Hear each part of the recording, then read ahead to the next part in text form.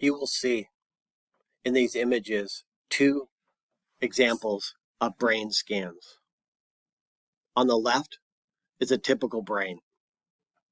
On the right is the brain of a child exposed to extreme neglect. You will note that the typical brain has parts of the brain that have not been damaged by trauma. On the right side image, you will notice the brain of a child exposed to extreme neglect. The brain has not fully developed. Parts of the brain are smaller and or have shrinked compared to the typical developing brain. The hippocampus, which is noted in the lower left of the right image, is responsible for learning and memory.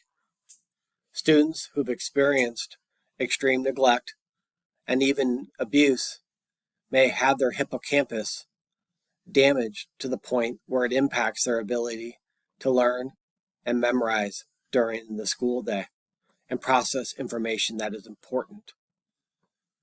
You'll notice also the large gaps in between the various brain parts.